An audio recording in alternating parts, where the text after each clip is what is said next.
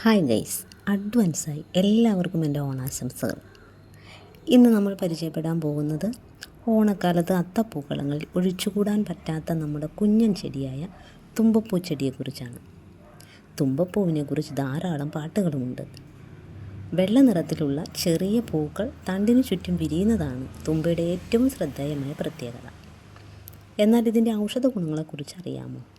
സാധാരണയായി കാണപ്പെടുന്ന ചെടി എന്ന അർത്ഥത്തിൽ ഇംഗ്ലീഷിൽ ഇതിന് കോമൺ ല്യൂക്കസ് എന്നും വൈറ്റ് വർട്ട് എന്നും വിളിക്കാറുണ്ട്. മലയാളത്തിൽ തുമ്പച്ചെടി, തുമ്പ എന്നൊക്കെ വിളിക്കാറുണ്ട്. എന്നാൽ ഇതിൻ്റെ ശാസ്ത്രീയ നാമം ല്യൂക്കസ് ആസ്പെറെ എന്നാണ്.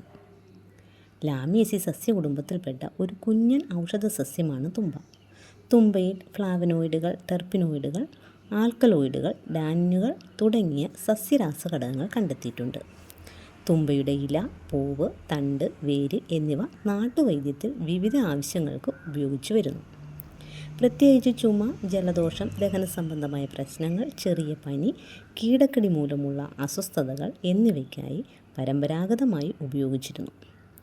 കൂടാതെ കുട്ടികൾക്ക് ദഹന സംബന്ധമായ പ്രശ്നങ്ങൾ വരുമ്പോൾ തുമ്പപ്പൂ 3-4 ഒരു ഗ്ലാസ് പാലിൽ തിളപ്പിച്ച് അത് അരിച്ചെടുത്ത് കുട്ടികൾക്ക് കുടിക്കാൻ കൊടുക്കുന്നത് നല്ലതാണ്.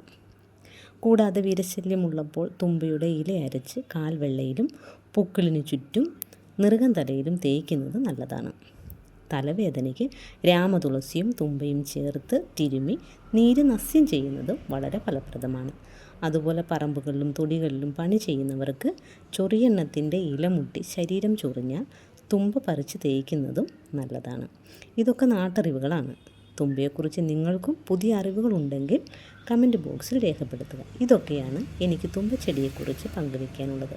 വീണ്ടും അടുത്തൊരു വീഡിയോയുമായി അടുത്ത ദിവസം സന്ധിക്കും വരെ ഏവർക്കും വണക്കം.